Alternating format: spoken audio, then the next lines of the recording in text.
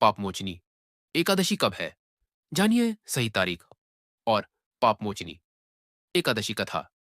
युधिष्ठिर महाराज ने भगवान श्री कृष्ण से चैत्र मास के कृष्ण पक्ष की एकादशी के बारे में जानने की इच्छा प्रकट की तो वे बोले, राजेंद्र, मैं तुम्हें इस विषय में एक पापनाशक उपाख्यान सुनाऊंगा जिसे चक्रवर्ती नरेश मानधाता के पूछने पर महर्षि लोमश ने कहा था।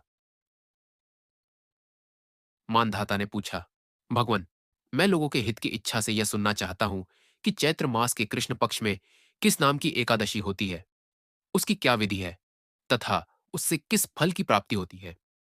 कृपया ये सब बातें मुझे बताइए। लोमशजी ने कहा, नृपश्रेष्ठ, पूर्व काल की बात है।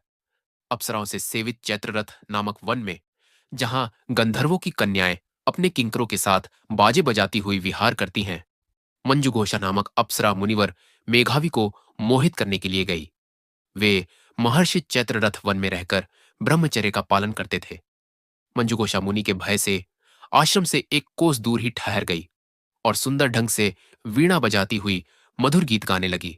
मुनि श्रेष्ठ मेघावी घूमते हुए उधर जा निकले और उस सुंदर अप्सरा को इस प्रकार गान करते देख बरबस ही मोह के वशीभूत हो गए। मुनि की ऐसी अवस्था देख मंजुघोषा उनके समीप आई और वीणा नीचे रखकर उनका आलिंगन करने लगी। मेघावी भी उसके साथ रमण करने लगे। रात और दिन का भी उन्हें भान न रहा। इस प्रकार उन्हें बहुत दिन व्यतीत हो गए। मंजुघोषा देवलोक में जाने को तैयार हुई। जाते समय उसने मुनिश्रेष्ठ मेघावी से कहा, ब्राह्मण, अब मुझे अपने देश जाने की आज्ञा दीजिए। मेघावी बोले, देवी, जब तक सवेरे की संध्या न हो जाए तब तक मेरे ही पास ठहरो। अप्सरा ने कहा, विप्रवर, अब तक न जाने कितनी ही संध्याएं चली गईं। मुझ पर कृपा करके बीते हुए समय का विचार तो कीजिए।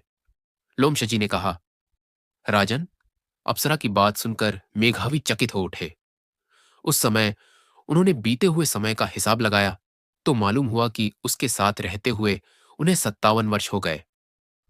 उसे अपनी तपस्या का विनाश करने वाली जानकर मुनि को उस पर बड़ा क्रोध आया।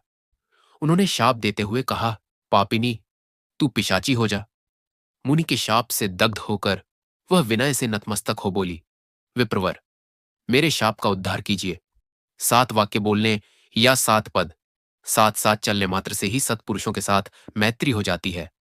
ब्राह्मण, मैं तो आपके साथ अनेक वर्ष व्यतीत किए हैं, अतः स्वामिन, मुझ पर कृपा कीजिए। मुनि बोले, भद्रे, क्या करूं? तुमने मेरी बहुत बड़ी तपस्या नष्ट कर डाली है। फिर भी सुनो, चैत्र कृष्ण पक्ष में जो एकादशी आती है उसका नाम है पापमोचनी। वह शाप से उद्धार करने वाली तथा सब पापों का क्षय करने वाली है। सुंदरी, उसी का व्रत करने पर तुम्हारी पिशाचता दूर होगी। ऐसा कहकर मेघावी अपने पिता मुनिवर च्यवन के आश्रम पर गए।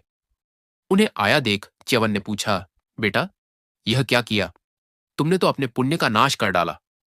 मेघावी बोले, पिताजी, मैंने अप्सरा के साथ रमण करने का पातक किया है। अब आप ही कोई ऐसा प्रायश्चित बताइए जिससे पातक का नाश हो जाए।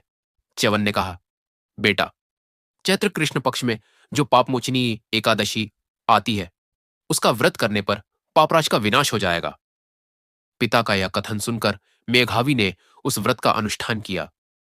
इससे उनका पाप नष्ट हो गया और वे पुनः तपस्या से परिपूर्ण हो गए।